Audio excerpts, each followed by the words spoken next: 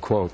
Sean Spicer, incoming White House Press Secretary, Communications Director for the RNC, with me now. Sir, good day to you, and in the brand new year, a happy new year to you. Do you expect Democrats to slow roll this thing? I think they're going to try to do what they can, but I would like to introduce the 2017 Democrats to the 2008 Democrats. When Barack Obama was elected president, the Republican Senate at the time confirmed 7 of his cabinet picks on day 1 and 5 additionally in the week following that. They were very clear at the time how important it was that we allow these people to be confirmed to get to work immediately. So I would ask them to abide by the same advice that they gave us in 2008 when Barack Obama was elected, and allow these highly qualified people to take office so that we can start bringing change to this country. Schumer says if he gets more financial data, or nothing will happen until he gets more financial data from several of these nominees. Will he get it, Sean? Well, again, I would refer Senator Schumer to Senator Schumer of 2008. We are abiding by the same standard that Senator Schumer had for the Obama nominees, including Senator Clinton and others. He seems to want to change the rules because his party didn't win. But I think we will continue to abide by the rules that Senator Schumer and Reid had no problem with in 2008 when then President Obama was elected. Julian Assange did an interview with Sean Hannity. I want to move to that right now, okay? He is suggesting in a lot of ways, Sean, that, well, I'll let you listen to him, and then I'll ask you specifically about what he said on the election. Why such a dramatic response? Well, the reason is obvious. They're trying to delegitimize Trump administration as it goes into the White House. They are trying to say that President-elect Trump is not a legitimate president. A lot of that interview will air later tonight. Sean Hannity joins us next hour. But as for this hour, Mr. Trump said over the weekend that he has his own sources on this intel. Will we see what he is suggesting that could prove evidence, yes or no, on this, Sean?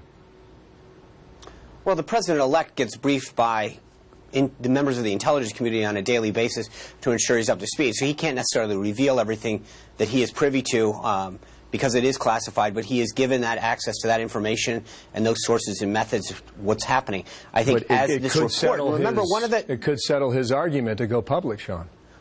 I understand that, but you can't reveal classified information. He can come to a conclusion, though, based on the evidence and the facts and the data and intelligence that is shared with him.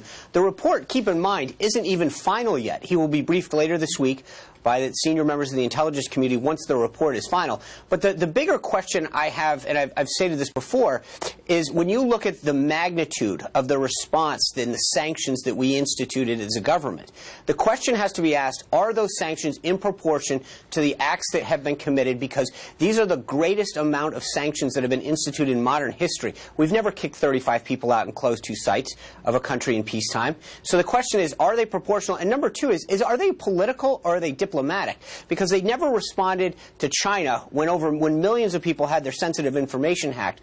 And if you also go back and talk about the fact that in September the president said that he told Putin to knock it off. So if they knew the actions were occurring back then, why did they not wait? Was it because Hillary Clinton didn't win the election? I don't know the answer, but it seems like that there should be some additional questions asked whether the response is political or diplomatic. Can you say now, Sean, how your information is different from the intelligence community, yes or no?